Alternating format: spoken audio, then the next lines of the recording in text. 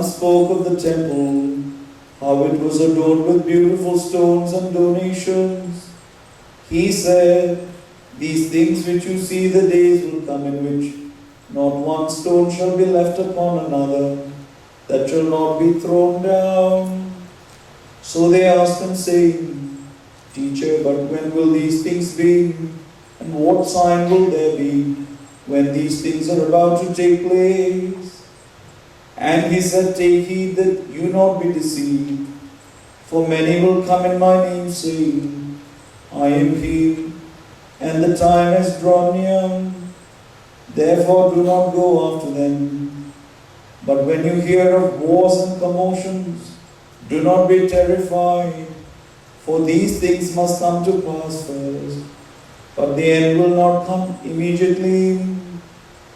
Then he said to them, "Nation will rise against nation, and kingdom against kingdom, and there will be great earthquakes in various places, and famines and pestilences, and there will be fearful sights and great signs from heaven. But before all these things, they will lay their hands on you and persecute you, delivering you up to the synagogues and prisons. You will be brought before kings and rulers for my name's sake, but it will turn out for you as an occasion for testimony. Therefore settle it in your hearts not to meditate beforehand on what you will answer. For I will give you a mouth and wisdom which all your adversaries will not be able to contradict or resist. You will be betrayed even by your parents and brothers, relatives and friends, and they will put some of you to death, and you will be hated by all for my name's sake. But not a hair of your head shall be lost. By your patience possesses your souls. But then, when you see Jerusalem surrounded by armies, they know that its desolation is near. Then let those who are in Judea flee to the mountains. Let those who are in the midst of her depart.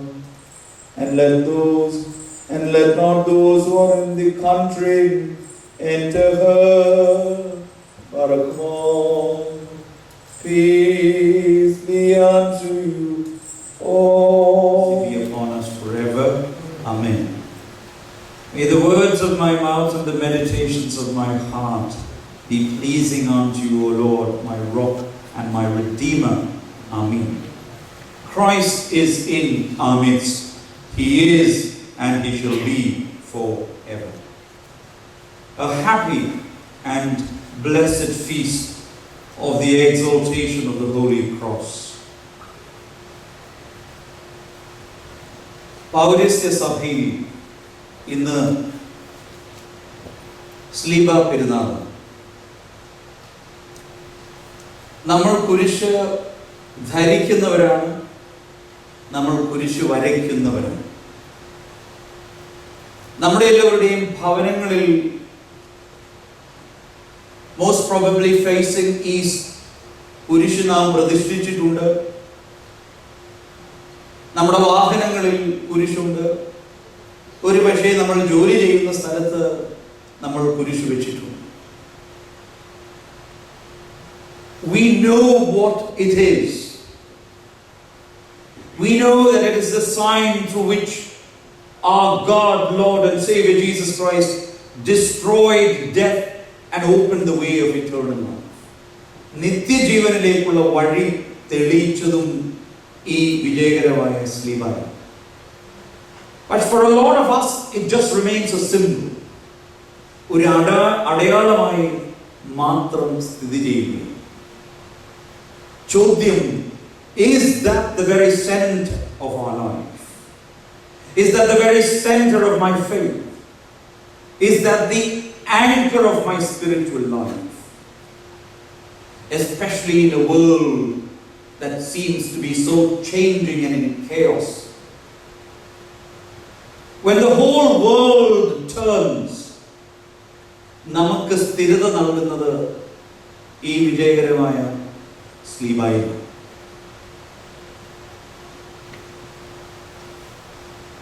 Tradition says that when Queen Helena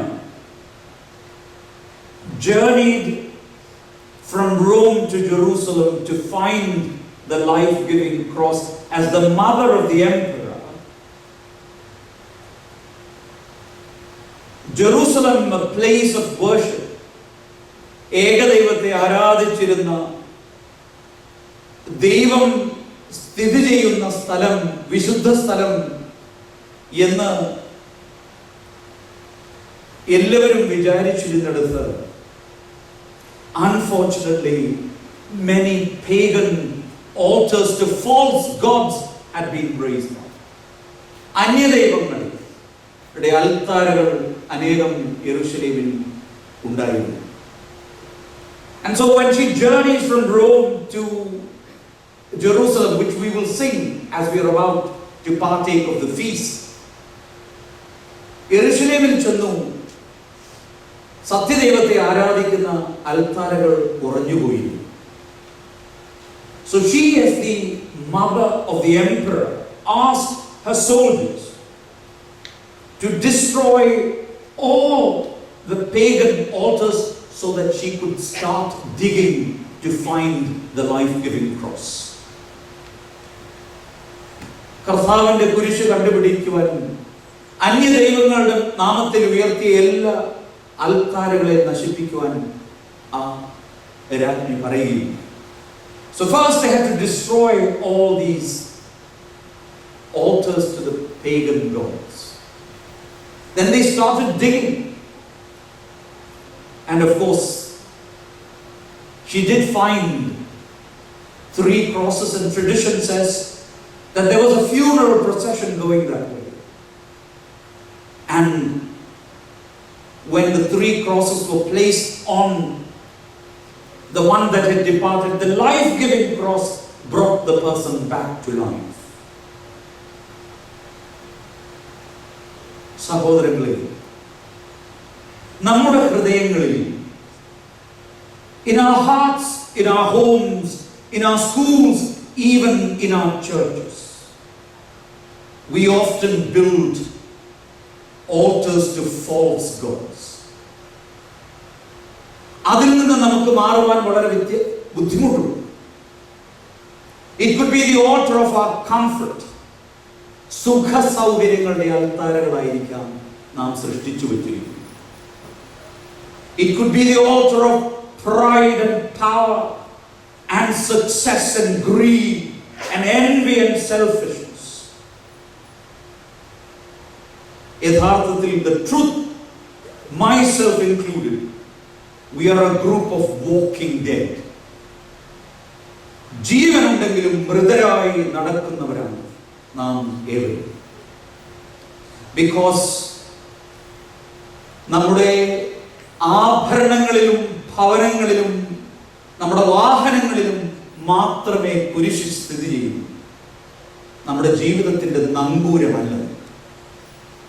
നമുക്ക് വെറും അടയാളം, അലങ്കാരമാണ്.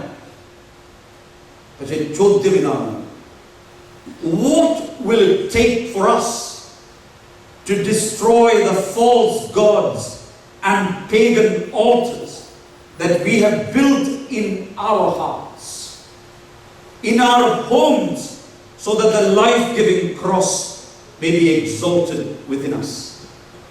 ഇന്നത്തെ പെരുന്നാളിന്റെ നാമകരണം, the exaltation of the Holy Cross. Exaltation where? ദേവാലയങ്ങളിൽ മാത്രം കുരിശ് നാട്ടി ഉയർത്തിയത് കൊണ്ട് എന്ത് കാര്യം? നമ്മുടെ ഭവനങ്ങളിൽ, അതിലുപരിയായി നമ്മുടെ ജീവിതങ്ങളിൽ. That is what we carry outside. Let us not just lift up the cross in church today, but let us lift up the cross in our daily lives, so that we may pass from death to life. മൃതാവസ്ഥയിൽ നിന്ന് നിത്യജീവനിലേക്കുള്ള ഒരു വഴി എന്നും നമ്മുടെ ജീവിതത്തിൽ തെളിയണം. Because only through us, only through the cross visible in those who confess the cross, can the joy of the cross be felt in the world. For a lot of people, the cross might be an instrument of suffering, but the cross is our victory. ഇത് നമ്മുടെ വിജയമാണ്. Not through power, not through violence, but through self-sacrificing love. എന്നെ തന്നെ ത്യജിക്കുന്ന സ്നേഹം. This is our healing. ഇത് നമ്മുടെ സൗഖ്യമാണ്. Just as we read in the Old Testament this morning, just as the bronze serpent was lifted by Moses to heal the Israelites, the cross heals our brokenness, our fears and our sins. The cross is our protection, നമ്മുടെ സംരക്ഷണമാണ്. When we sign ourselves, പലപ്പോഴും കുരിശ് വരയ്ക്കുവാൻ പോലും നമുക്കറിയില്ല. It is not a gesture of superstition. It is placing ourselves under the power and protection and under the wings of the cross. And the cross is our example. ഇത് നമ്മുടെ മാതൃകയാണ്. We are called to take up our cross daily, to live in humility, to live in forgiveness, to live in patience, to live in sacrificial love. അതോടൊപ്പം ഇത് നമ്മുടെ പ്രത്യാശ. This is our hope. വായിച്ചു കേട്ടു, കർത്താവായ യേശുക്രിസ്തുവിന്റെ ക്രൂശിങ്കലല്ലാതെ എനിക്ക് പ്രശംസിപ്പാൻ ഇടവരരുത്. അതിനാൽ ഞാൻ ലോകത്തിനും ലോകം എനിക്കും മരിച്ചു. That I die to the world and the world dies to me.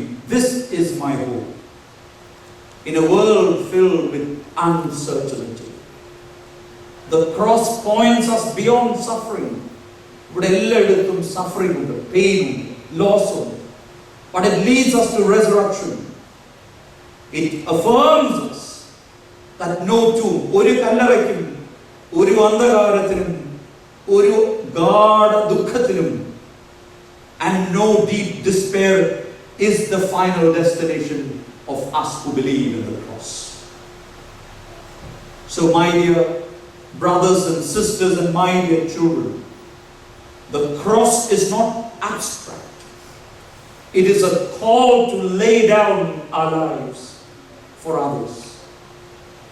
വിവാഹ ശുശ്രൂഷയിൽ നിരന്തരമായി നമ്മെ ഓർമ്മിപ്പിക്കുന്നതാണ് മണവാളൻ തൻ മകുടം തിരുമുൾമുടിയോട് സദൃശ്യം.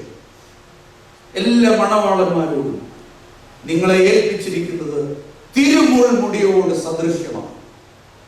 To lay down our lives for each other in a world of selfishness and fear. The cross reminds us to take risks for truth. സത്യത്തിനു വേണ്ടി, അനുകമ്പയ്ക്ക് വേണ്ടി, നീതിക്ക് വേണ്ടി. പ്രിയമുള്ളവരെ, let us carry the cross of Christ in our heart and let that give us the strength to act when it matters most. The cross is not just about what happened 2000 years ago. It is alive and it continually calls us to transform chaos and suffering with sacrificial love in our homes, in our schools, in our communities, in our workplaces, in our churches. But unfortunately, we are not willing to take the cross. കുരിശ് വഹിക്കുവാൻ നമുക്ക് താല്പര്യമില്ല. ധരിച്ചാൽ പോരാ, വരച്ചാൽ പോരാ, വഹിക്കണം. And cross must become visible to the world through us. കുരിശിന്റെ ആനന്ദം ലോകം കാണേണ്ടത് നമ്മുടെ ജീവിതത്തിലൂടെയാണ്. A happy and blessed feast. All glory and honor, praise and thanksgiving be to the Father and to the Son and to the Holy Spirit, one true God, now and always, forever and ever. Amen.